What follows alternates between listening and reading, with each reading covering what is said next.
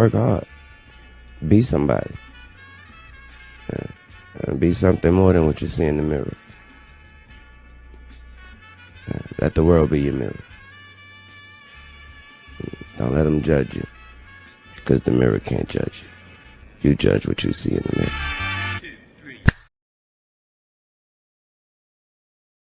What's up, YouTube? It's Tired Night. You tuned to Ty's Life.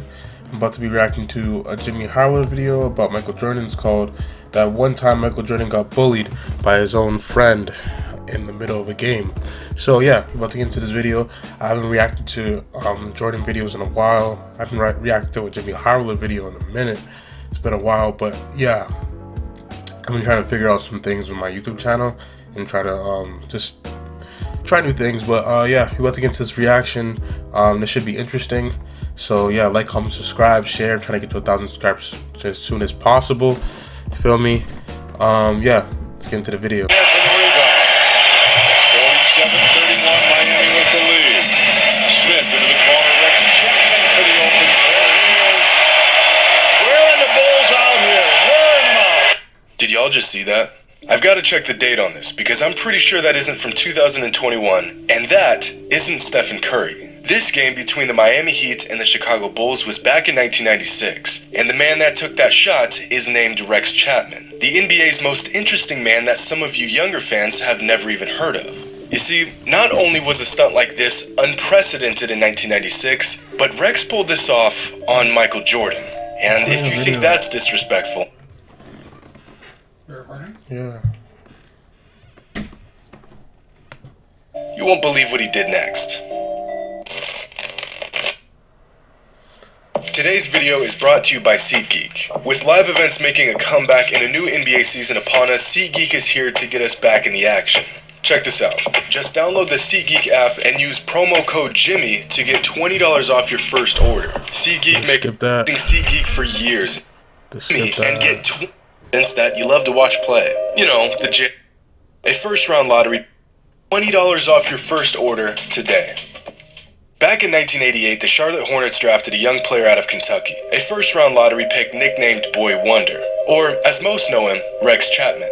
Now, Rex was a one-of-a-kind player, one of those guys with an irrational amount of confidence that you love to watch play. You know, the J.R. Smith, Lance Stevenson types. The man can miss 10 straight shots, then turn around and drop 20 points in the next quarter. So he's one of those guys that are streaky shooters, just fancy, just like they're gonna get the job done, but like they're gonna do it with style, basically. So yeah, guys that are just like they're kind of reckless, take fadeaway shots, give you a crossover, yell at the crowd, like just have style to the game, and it's like they're just like probably just enjoyable to watch. Those type of guys. Jamal Crawford is the J.R. Smith of the game. You feel me? So it's probably one of those guys. In a league where three-pointers were not the go-to shots, Rex was putting up 6 threes a game. That's the same amount of three-point attempts that Trae Young averaged last season. And he did it with Russell Westbrook efficiency. Is that a good thing? No. Not at all. Did Rex care? No. The guy was electric. He was versatile. In 1991, Rex took part of the NBA Slam Dunk Contest and almost won the whole thing. Ooh. Rex is also the son of former ABA player Wayne Chapman, a Kentucky legend. Dude has the longest NBA mixtape I've ever seen in my life. 50 minutes. A 50-minute mixtape. Rex also has one of the craziest playoff shots you'll ever see. And there's no way. Question. There is Would you no build a way? website for a major brand with more than 200 million users? There's no way this guy just got the ball and shot it off 1 foot and he's about to make it to win the game. Oh no, it's tie the game? Oh no, it's tie the game. There's no way. Off the same foot? In the guy's face. He's about to make that right now. Yeah, he's different. He's different.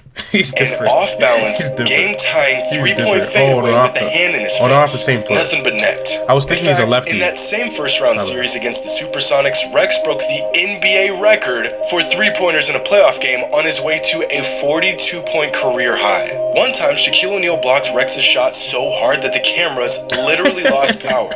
Have you ever seen this clip before? Well, yeah, that's Rex getting a shot beat off the glass. That's crazy. Rex had a weird and crazy and exciting NBA career. But of all the interesting things about Rex, possibly the most interesting thing was his relationship with Michael Jordan. Michael was a few years older than Rex, but throughout the years, the two of them had developed a close friendship. When Rex was being recruited by colleges, Michael personally called him and tried to persuade him to go to UNC. Both Rex and Mike shared the same agent.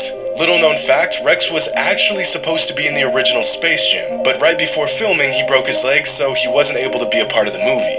Rex played Michael many times throughout his career, 23 times to be exact, and he did fairly well in those matchups, averaging 14, 2, and 2 a game. Not too bad. On the other hand, Mike outplayed him every time. Yep. Well, almost every time. On February 23rd, 1996, Rex Chapman and the Miami Heat faced off against Michael Jordan and the Chicago Bulls. This Bulls team was and still is widely regarded as the best basketball team of all time, coming into the game with a ridiculous record of 48-5. The Heat were a below-average team with a record of 24-29. But remember, Rex has irrational confidence, so he came out firing. Rex Chapman puts up the three. Baseline. Kicks it out. Rex Chapman an open three. Well, last night, kick it back out. Chapman for three. That's what's like annoying about streaky shooters, because the scouting report is like he either has a really good game or a really bad game. Like he's either shooting the lights out or he's just like there's a lid on the rim, like basically. That's basically what's happening. Like, with guys like that, like J.R. Smith, he's taking bad shots most of the time, and if he's just not on his game, he's just gonna look really bad. But when he's making the shots, he looks great. He just looks like he's one of the best players out there. So yeah, that's probably how Rex Chapman plays, and like that's probably why he went off in this game, because like all those other matchups. Jordan had the upper hand. It looks like it's just one game that he's hitting everything. You can't let him open because can't let him shoot an open shot, because you know that like he's a streaky shooter. So he hits one or two. He sees one or two going, it might be over for you guys. So that's what happens. That's a great job. All you have to do is go out and just fire that ball up. Just 8 minutes into the first quarter, and Rex already has 10 points. He's heating up. So Michael decides to pick Rex up full court and stick on him like a shadow. This immediately backfired on Mike. Doubleheader. Back-to-back. Or doubleheader, probably. I don't think they've lost one of those as Rex Chapman puts it up. Michael should pick up the personal foul, and does.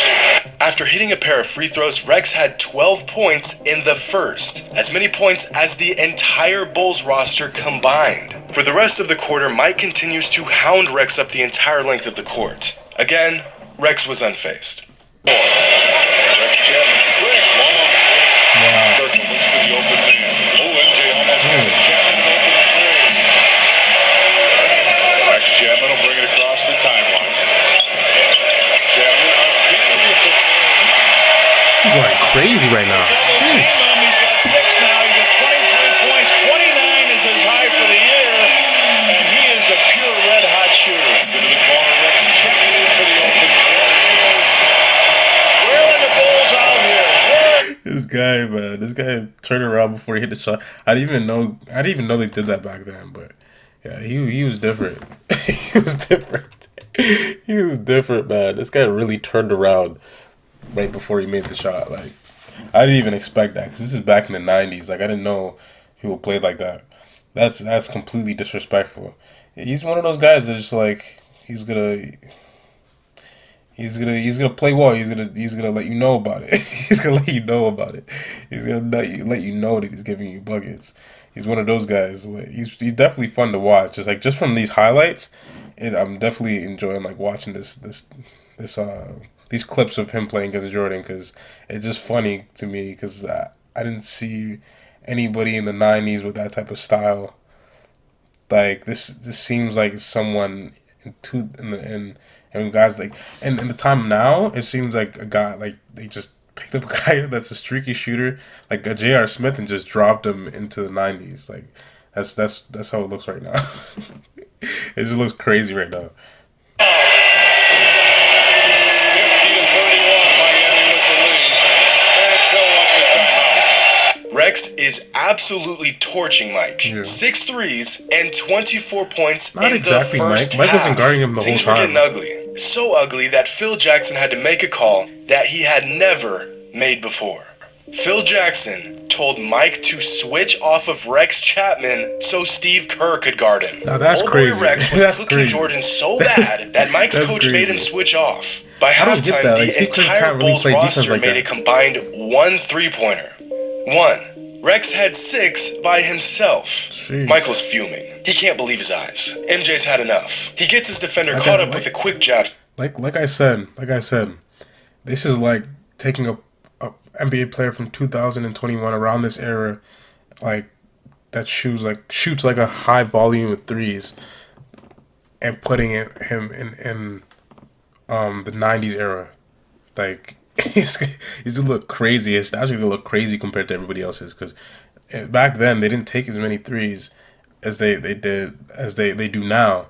And this is like a guy, like his style of play is like how players would play right now. So yeah, it's just funny to see, because just him watching him play in these highlights, he doesn't look like he plays like everybody else. He looks like a totally different player.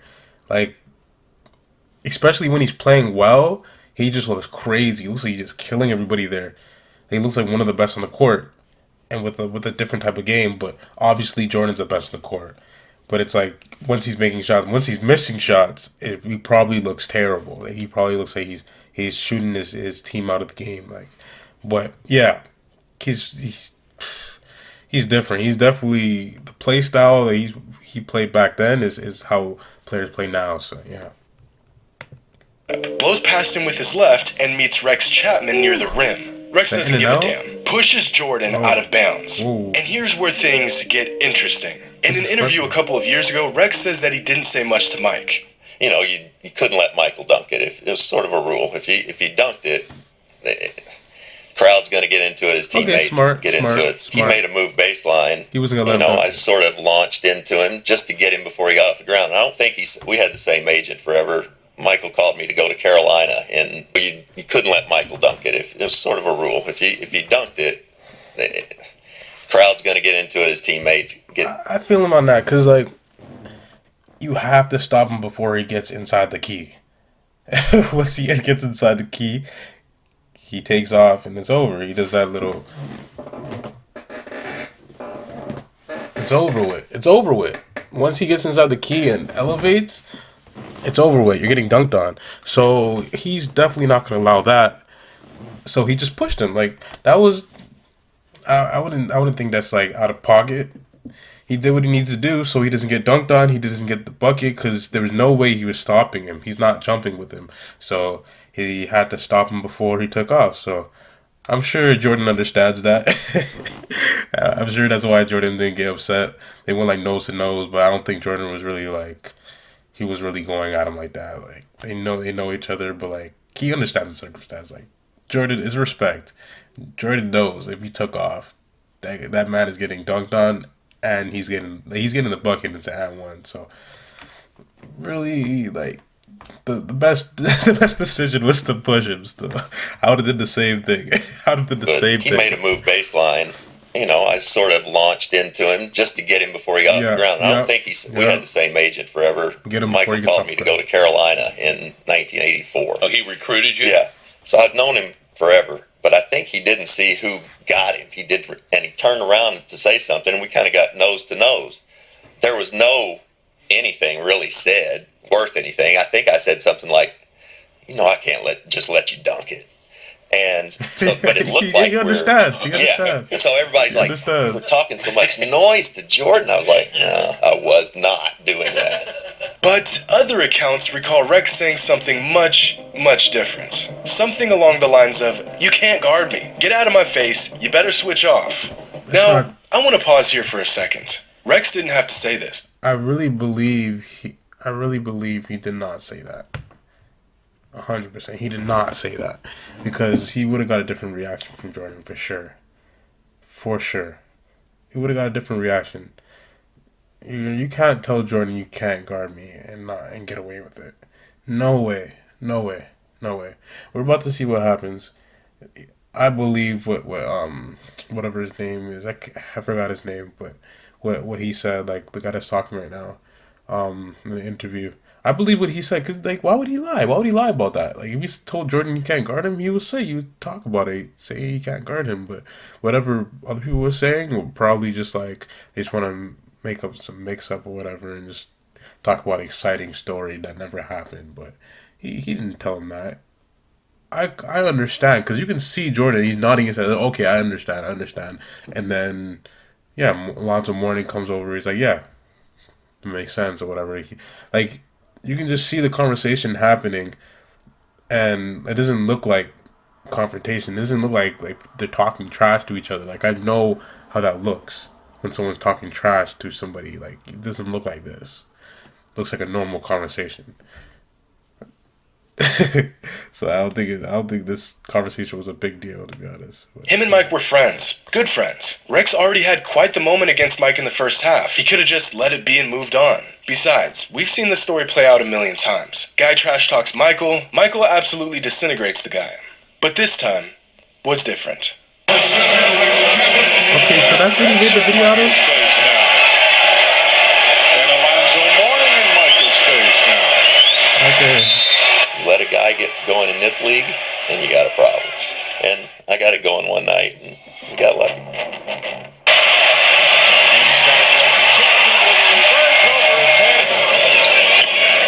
Rex Chapman off balance three. It doesn't matter. 77-59 now is Chapman.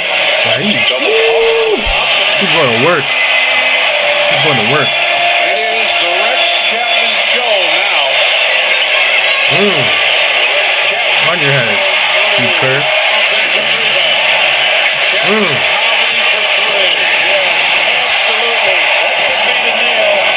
Yeah, he's going off. Timeout. Borderline player of the game, not much question. Rex Chapman, 12 of 17 from the floor. 37 points, a season high for him. He's our Bud Light. 37 points. That's tough. Do y'all see this? Michael Jordan was 17. Rex Chapman, 33. Michael Jordan Not only had Clyde, 17? Not Reggie. He only had 17 points? Wow. Michael Jordan just must have had a bad game. I don't know if Chapman was guarding Michael Jordan. Then that would be a ridiculous game if you're able to hold Jordan to 17. But yeah, that's crazy. Chapman had 33, Jordan had 17. That's the matchup. Yeah, Chapman definitely got the best of him in that one game, but all the other games, Jordan gave him the works. Like, he doubled his points, doubled every category. So yeah, Jordan definitely has the upper hand. But this was just his one game. Chapman was just on that night. So yeah, it's definitely crazy. 33 points to Jordan 17. That's crazy. It's ludicrous.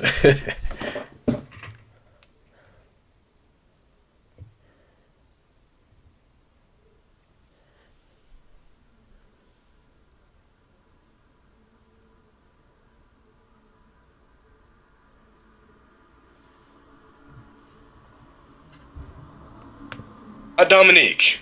Rex Chapman was doing this to Mike. And after Michael checked Rex in the third quarter, Rex popped off again for 15 more points, finishing the game with a 39-piece. Tying his career high at the time and sinking 9 threes and shooting 90% from beyond the arc. At one point, the Heat were up by nearly 30 points on the best basketball team the game has ever seen. Look at the shot. Only a man without a conscience would take a shot like this. For crying out loud, this guy on the sideline is bowing to Rex. Pat Riley loves it, the fans love it, Rex Chapman is a god. Michael Jordan and the Bulls were in the building, but all eyes are on the Wonder Boy. Up to this point in Rex's career, these were the best games he had ever played in the NBA. Some 30 bombs here and there, the man could pop off at any point. And here was that game against Michael and the Bulls. Literally, the best game of his entire career. And to add insult to injury, the Heat handed the Bulls their 6th loss of the season that night. Rex Chapman did it. He actually did it. He made Michael Jordan back down. Most men would consider this a death wish, but not Rex. Now, what I'm not going to mention is that for the remainder of Rex's NBA career, he played Mike 8 more times. And in those 8 games, Mike absolutely walked him like a dog repeatedly for the next 3 seasons, including a 3-game playoff sweep that virtually ended Rex's time in Miami. I won't mention that part, because this story isn't about that. This is a story about Rex Chapman, a man who on February 23rd, 1996, slayed the Giants, looked him right in his face in front of 15,000 fans, told Michael Jordan he couldn't guard him, and he actually meant it. The NBA's most interesting man that all of you have now definitely heard of. You can't see me right now because the camera just cut out, but I really don't believe he said you can't guard me. I really don't. I feel like Jimmy Harlow just like took that one thing that someone said in the media or whatever, or there's a rumor that went around and just ran with it and made a video about it. But it was still kind of crazy. He still had some content about like what Chapman did to Jordan, because like he did give him the works. His 39 to Jordan's 17. I'm not sure exactly what Jordan ended off with. It was just that part of the video, or that could have been like at the third quarter, because knowing Jordan, you have like 17 in the third quarter and then go off in the fourth probably. So like it could have been that, but all I know is that Chapman had 39 and Jordan had nowhere close to that. So yeah, but I don't believe he said you can't guard me. I don't believe that. He would have said it. I don't know why Chapman wouldn't have lied. The conversation looked like he said, "Oh, okay, I'm not gonna let you dunk on me," and Jordan's like, "Oh, okay, understandable." And yeah, that's about it. You can see Alonzo Mourning coming in. He's like, yeah, he was just trying to stop you from himself getting dunked on and stop you from getting the bucket because you know he had no chance. So yeah, that's my take on that. So yeah, like I said, the video cut out halfway, or at the end, but like, comment, subscribe, share. I'm trying to get to 1,000 subscribers as soon as possible, so hit that subscribe button, hit that like button, yeah, and just like hit the notification bell beside the subscribe button so you can be notified when I post. Stay blessed, stay lit, and I'm out.